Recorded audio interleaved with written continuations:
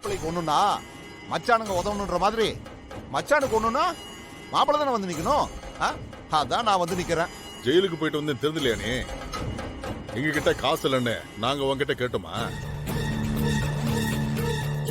இந்த நக்கலா பேசுறது நையாண்டியா பேசுறது இதெல்லாம் உன் வீட்டோட வச்சுக்க, ஏன் முன்னாடி வச்சுக்காத. ஒழுங்கா அங்கிருந்து போயிடு, அதான் உனக்கு நல்லது. என்ன மச்சான் நீங்க? நான் எங்க நக்கலா நையாண்டி எல்லாம் பேசுறேன்? நான் சாதாரணமா தான் பேசுறேன். நீங்க நீ தப்பாவே பாக்குறதுனால உங்களுக்கு நான் பேசுறது தப்பா தெரியுது. சரி, நான் பணம் கொடுத்து நீங்க வாங்குனீங்கன்னா உங்களுக்கு மரியாதை குறைச்சல்னு நீங்க நினைக்கிறீங்க போல் இருக்குது. அதனால நான் பணம் கொடுக்கல, போதுமா? டேய் மணி, இந்த படத்தையில ஏறா.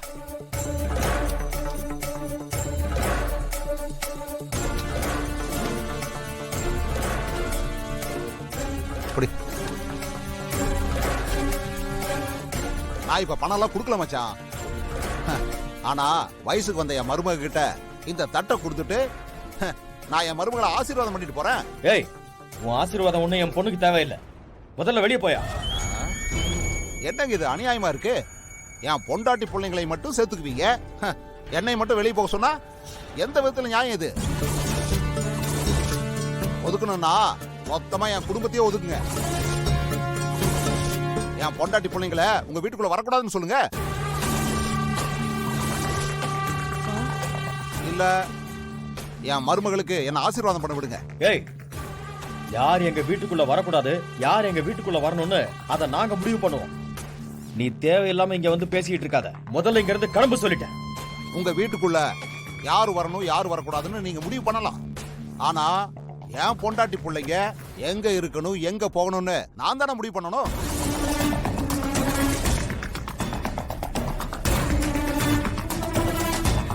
நான் உங்க வீட்டை விட்டு வெளியே போகணும்னா என் பொண்டாட்டி பிள்ளைங்களை என் கூடவே அனுப்புங்க. என்ன வேணும்னே பிரச்சனை பண்ணணும்னே வந்திருக்கியா? குணசேகரா, கொஞ்சம் அமைதியா இரு. வீடு தேடி வந்துட்டான், ஆசீர்வாதம் பண்ணிட்டு போடு. இல்லன்னா அவன இரு. பெரிய மச்சான் தான். அவருக்கு இருக்கிற பெரிய மனசு உங்களுக்கு இல்லையே. அண்ணா வேண்டாம் அண்ணா, இவனை நம்பி உள்ள அனுப்பாதீங்க. இவனை நம்ப முடியாது. இவன் ஏதாவது ஒரு வில்லங்கத்தோட தான் வந்திருப்பான். நம்மளாம் இருக்கும்போது நம்மள மீறி என்ன செஞ்சிட முடியும்? விடு, பாத்துக்கலாம். கரிகாலா, நீ சொன்ன பொய்ய வீட்டுல உள்ளவங்க வேணா நம்பலாம், ஆனா நான் அதை நம்ப மாட்டேன். உண்மையை சொல்லு. வரதன் சித்தப்பா உன்னை தனியா கூட்டிட்டு போய் என்ன சொல்லிட்டு போனாரு? ஏய், அது ஒரு விஷயமே இல்ல. அதை போய் ஏன் கேட்டுட்டு இருக்க? ஜெயிலுக்கு போயிட்டு வந்த கோவத்துல ஏதோ உளறிட்டு போனாரு, அதை விட. நீ சொல்றத பார்த்தா அவர் ஏதோ உன்கிட்ட தப்பா சொல்லிட்டு போன மாதிரி இருக்கு. தப்பாலாம் அவர் எதுவும் சொல்லவே இல்லை. ஏன் மேல சத்தியம். அவர் என்ன சொல்லிட்டு போனாருன்னு சொல்லு.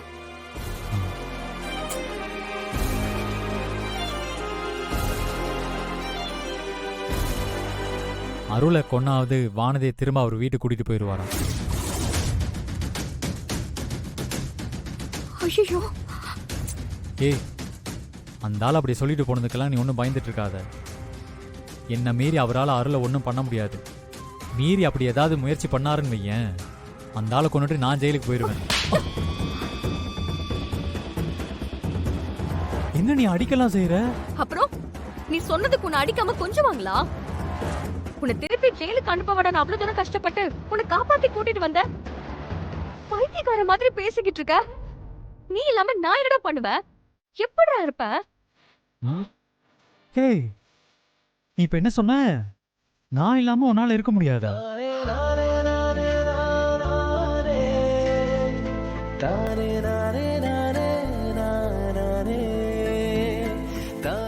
அது நான் ஒன்னும் அப்படி சொல்லலையே. இல்ல, அப்படிதான் சொன்னேன். டேய், நீ இல்லாம இந்த குடும்பம் எப்படி இருக்குன்னு தான் நான் சொல்ல வந்தேன். நல்லா சமாளிக்கிற. நான் சமாளிக்கலாம் ஒண்ணும் இல்ல.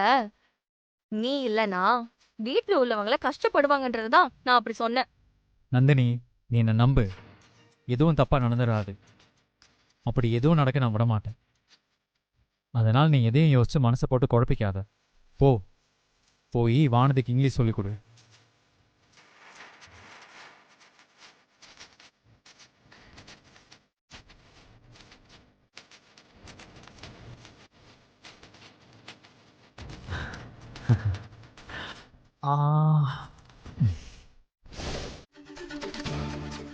வாங்க.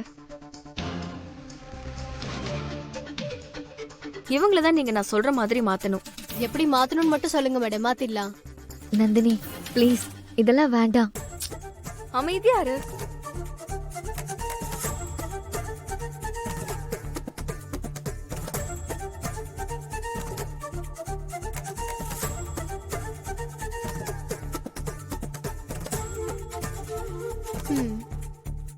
நீங்க சொன்ன மாதிரியே பண்ணிடலாம் மேடம். ட்ரெஸ்ஸிங் டேபிள் எங்க இருக்கு மேடம்? அந்த ரூம்ல இருக்கு. வாங்க மேடம். போ போ.